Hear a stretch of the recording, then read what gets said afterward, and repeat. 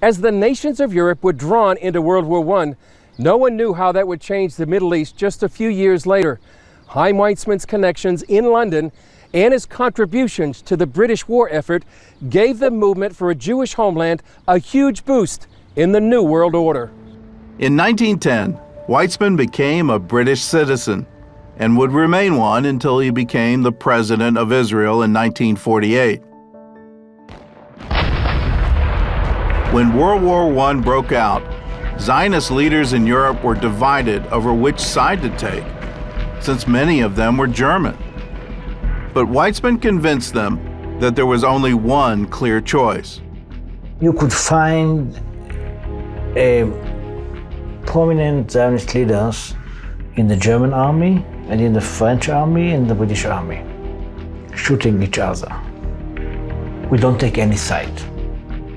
Weizmann said, no, it's a huge historical mistake. We have to take side, and it's the British one.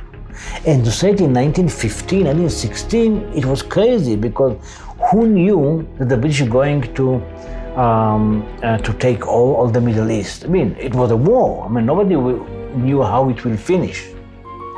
Weizmann's groundbreaking production of acetone had been invaluable to the British war effort, and David Lloyd George, the Minister of Munitions, offered him a reward.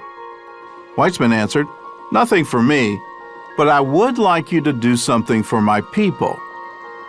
Lloyd George later wrote in his memoirs, that was the origin of the famous Balfour Declaration, the letter written by Weizmann's old friend, Lord Balfour, now an ardent Zionist.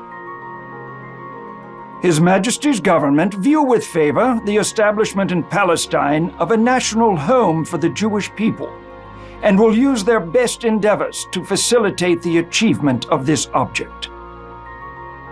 Weizmann's miracle is the fact that he convinced Arthur James Balfour that to promise a national home for the Jews in Palestine, it's not the Jewish interest, it's not the Zionist interest, it's the British one. All the rest is history.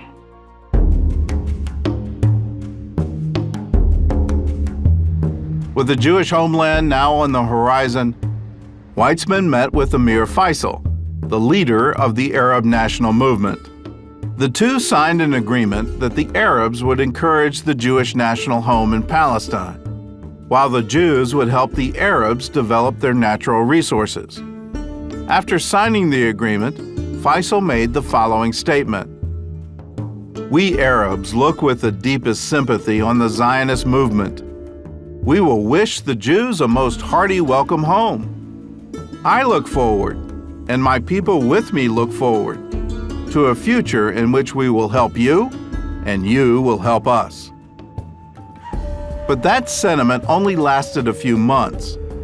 Since the British refused to grant the Arabs immediate independence, Faisal reneged on the deal. This is very unfortunate, because the recognition that the land belongs to the Jews would have not only created a peaceful relationship, but it would have made the entire region successful, prosperous, stable, and certainly would have saved a lot of blood.